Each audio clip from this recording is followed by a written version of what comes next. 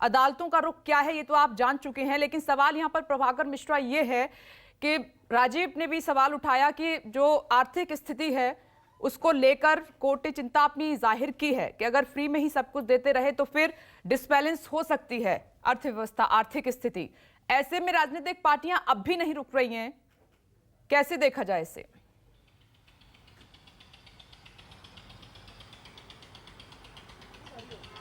विपनेश,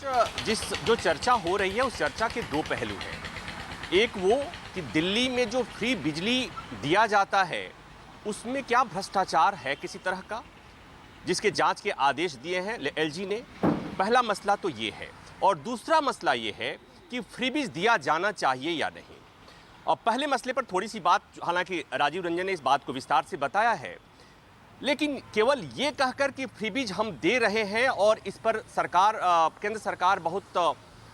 सहज नहीं है और इसलिए इस तरह के आरोप लगाए जा रहे हैं, क्या इस तरह की बात कह करके अगर कोई भ्रष्टाचार के आरोप है तो उस आरोप से पल्ला छुड़ाया जा सकता है, झाड़ा जा सकता है? ये एक अहम सवाल है। और ये इसलिए भी महत्वपूर्ण हो जाता है जैसे राजीव रंजन ने कहा कि चूंकि गुजरात में चुनाव है और आम आदमी पार्टी ने गुजरात में जो फ्री बिजली का जो वादा किया है उसका असर दिख रहा है। तो कहीं इसके चलते तो ये सारी चीज़ें नहीं हो रही है, क्योंकि दिल्ली में जब भी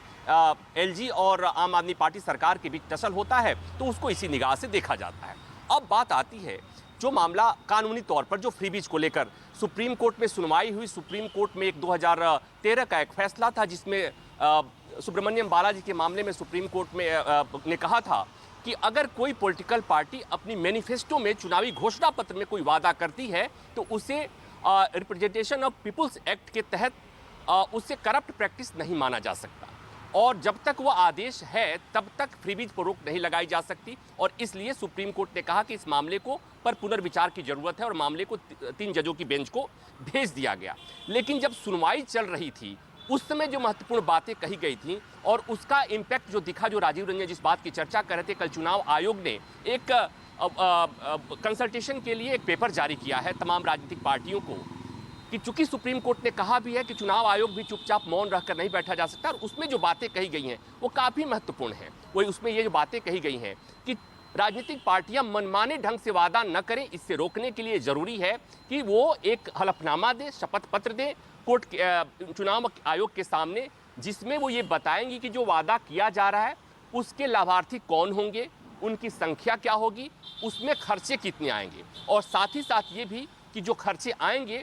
उसका इंतजाम कैसे होगा, उसके लिए क्या सरकार के पास रिसोर्सेज हैं, या उन रिसोर्सेज को पूरा करने के लिए उस पे जो उसके जो खर्चे होंगे उसको पूरा करने के लिए नई टैक्सेस लगाए जाएंगे, जिसका असर व्यापक तौर पर आम आदमी पर पड़ेगा। और यही रोना हमारे देश का मध्यम वर्ग का है कि राजनीतिक पार्टियां और सरकारें फ्रीबीज तो बांटती हैं, लेकिन उसका असर जो होता है वो आम आदमी पर पड़ता है, जब वो चाहे टोल टैक्स के तौर पर देना पड़े, पेट्रोल डीजल महंगा होता है उस पर देना पड़े, या सीधे सीधे डायरेक्ट टैक्सेस बढ़ा करके उनके जेब ढीली किया जाए। तो ये एक दर्द है और इसीलिए मामला सुप्रीम कोर्ट में गया था विपनेश। और अब बात वहीं आती है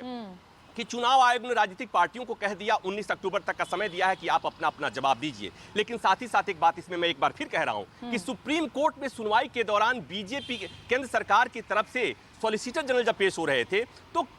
सुप्रीम कोर्ट ने कहा था कि फ्रीबीज का मामला ऐसा है जो सभी राजनीतिक पार्टियों को, इवन बीजेपी जिसमें बीजेपी भी शामिल है, सभी पॉलिटिकल पार्टियों को सूट करता है। और ये बात हमारे दर्शक भी जानते हैं, सब समझते हैं कि फ्रीबीज की परिभाषा अलग अलग राज्यों में, केंद्र में अलग अलग है। और इसीलिए चुनाव आयोग ने जो बातें कही हैं उसमें एक बात और उसने कही है कि फ्रीबीज क्या है क्या नहीं है ये हम तय नहीं कर सकते। सुप्रीम कोर्ट ने भी कहा था कि एक बहुत ही कॉम्प्लेक्स मुद्दा है, क्योंकि जब आप फ्री में राशन देंगे तो वो फ्रीबीज होगा या नहीं, फ्री में साड़ी बांटी जाएगी वो फ्रीबीज होगा या नहीं, या फ्री में बिजली और स्वास्थ्य सुविधाएं दी जाएंगी क्या वो फ्रीबीज केवल होगा। ये कुछ ऐसे मसले हैं जिस पर सभी पॉलिटिकल पार्टियां समय समय पर अपनी सुविधा से परिभाषा गढ़ती हैं, और ये संज्ञान में सुप्रीम कोर्ट में है, मामला सुप्रीम कोर्ट में लंबित है विपनेश। लेकिन बात वही कि हम जो चर्चा करें इसके दो पहलू हैं, एक में फ्रीबीज के नाम पर भ्रष्टाचार और दूसरा फ्रीबीज होना चाहिए, दिया जाना चाहिए, दोनों ही मामले या नहीं दिया जाना चाहिए। देखेगा, मतलब ये भी देखेगा कि फ्रीबीज होना चाहिए नहीं होना चाहिए, और दूसरी तरफ जो भ्रष्टाचार के आरोप लग रहे हैं वो भी